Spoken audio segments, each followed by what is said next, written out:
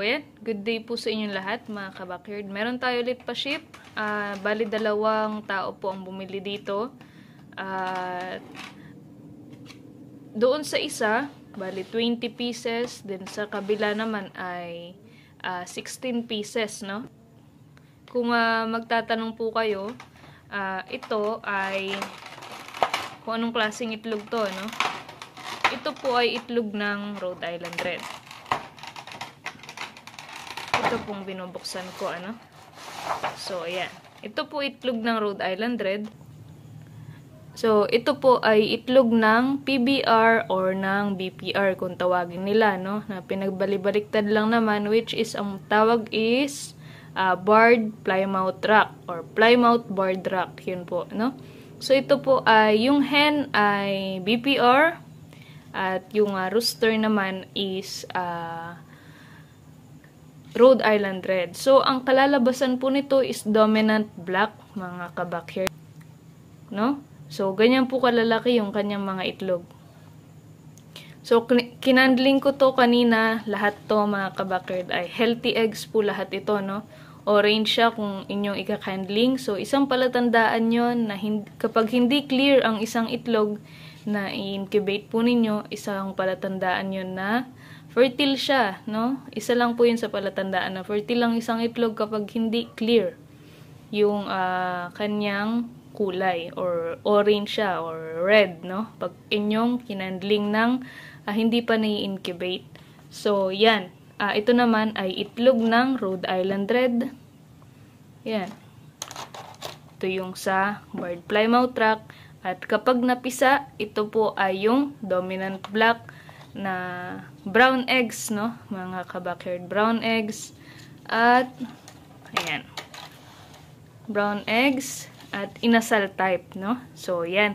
Babalutin ko po. Nagkaroon ako ng mistake before ng pagbabalot ng mga itlog. Which is, hindi naman po ako nagkulang. Kumbaga, sa courier po talaga siya. No? Hindi po talaga nila iniingatan yung mga itlog na pinapaship natin or pinapaship ko. Kahit na ilagay ko na lahat doon ang pwede ko mailagay, paalala or kung ano man, nilagyan ko na po ng sandamakmak na bubble wrap, pero still may mga basag pa din. Pero at least, 'di ba, yung mga bumili po sa akin ay napaka lawak po ng pag-iisip, no, na sabi nila is normal lang naman daw 'yon dahil nga itlog ay hindi may iwasan. Pero since ganun nga po ang nangyari dito sa ika-5 pa-ship ko na po ay bumili na po ako ng ganito.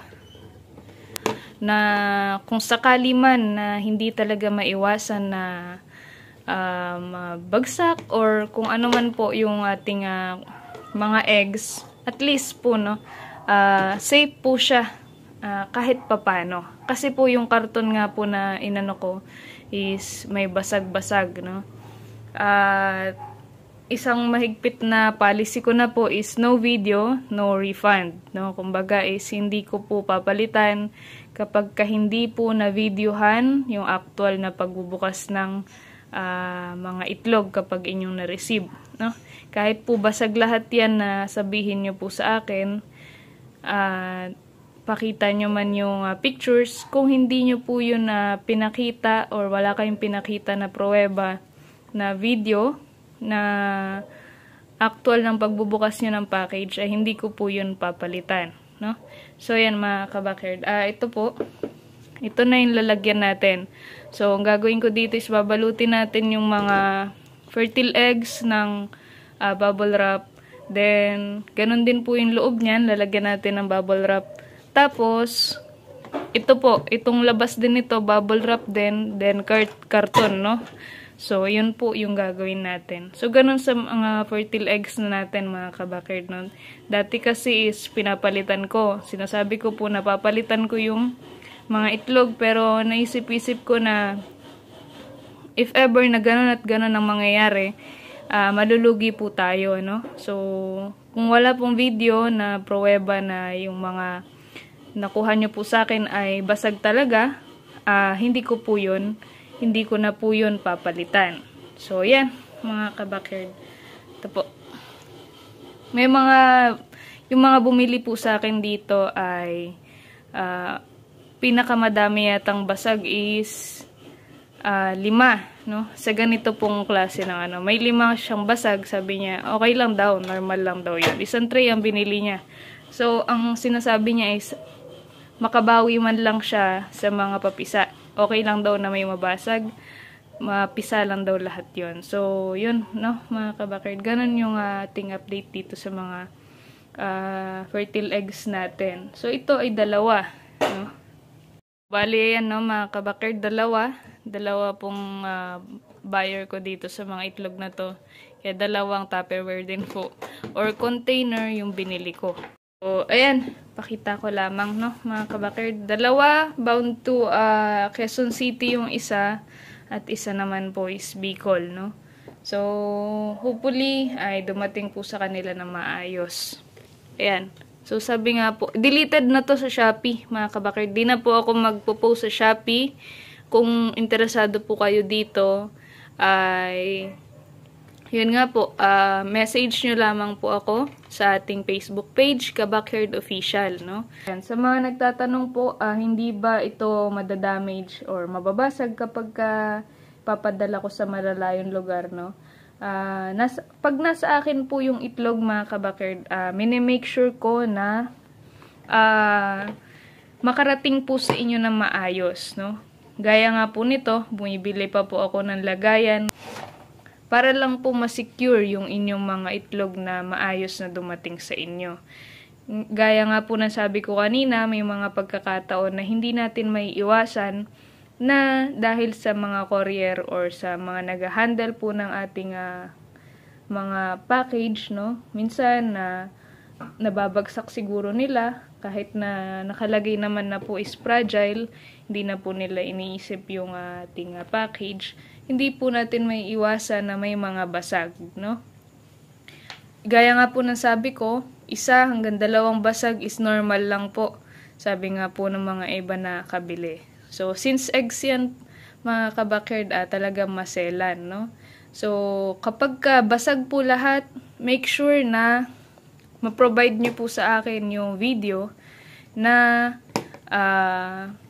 no video, no return po, or no refund, no, mga kabakard. At least ma-provide nyo po na bago nyo i-open yung package, pakita nyo po hanggang sa mabuksan nyo po lahat nung mga itlog. Para na sa ganun, kapag basag po lahat, at least, di ba, mapalitan po natin. Napapalitan ko naman po yun, mga kabakard, kahit nalugi na tayo.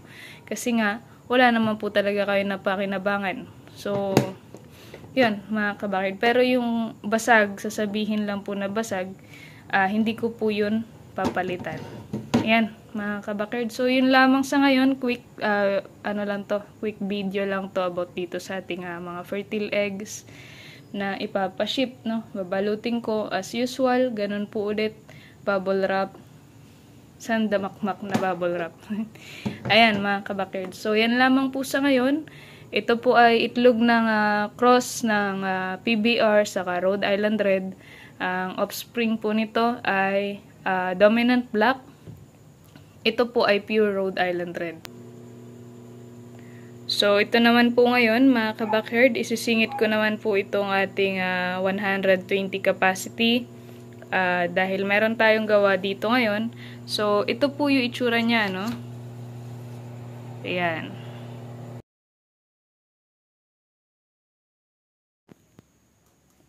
At ito naman, mga kabakard, may nagpasadya po sa akin ng incubator, push and pull, kagaya ng mga dati nating gawa. Ito po, meron siyang free tub water pan, merong isang blower, ayan, ito po yung lagayan ng itlog. Kapag roller type kagaya nito, mga kabakard, no, ay konti lang yung capacity na pwede natin ilagay. Kung mapapansin nyo po, meron siya ito, hindi siya pantay-pantay, no. Meron po kasing mga itlog na hindi din pantay-pantay ang laki. So, dito, pwede ka pong maglagay ng 2 itlog siguro. So, itong video na to. So, yan, mga kabakard. Kapag iikutin ng mga itlog dito sa loob, ay hindi na po siya bubuksan, no? Ito po yung tinatawag na push and pull. Ayan, itutulak nyo lamang po siya. Ayan, kagaya niyan, na hindi nyo na kailangan manually iikot po yung mga itlog, no, na isa-isa. So, ganyan. Tapos, mga kabakerd, ay nag-request din po ng 5 bumbilya si sir na bumili nito. At ito po ang kasama ng incubator natin. No? Meron tayong water pan dito na may screen. If ever na may mapisan na sisiw ay hindi po papasok doon sa water pan natin. Dito ay kapag wala pong push and pull type, no, na roller type, kagaya po niyan, ito po ay capacity niya ay 120 capacity. So, since meron po siya mga partitions, ganyan, ito po, siguro nasa more or less 70 capacity na lang po ito. 75 capacity. Ayan. No? Ayan mga kabakerd, pasensya na po kayo sa ating video, naka-portrait siya dahil ito po ay isesend ko lamang po sa may-ari, no? Pinapaliwanag ko lamang po kung anong gagawin niya dito sa incubator sakali na ma-receive niya.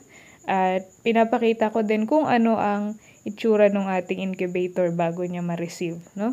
O yan mga kabakerd, ganyan po. Kapag po ito ay gagamitin niyo for hatcher, ganun din po, magsasalang lamang po kayo na hindi nyo naiikutin, ano? Ayan mga kabakerd, yung ating push and pull na incubator. So yan, ito ay 70 to 75 capacity po.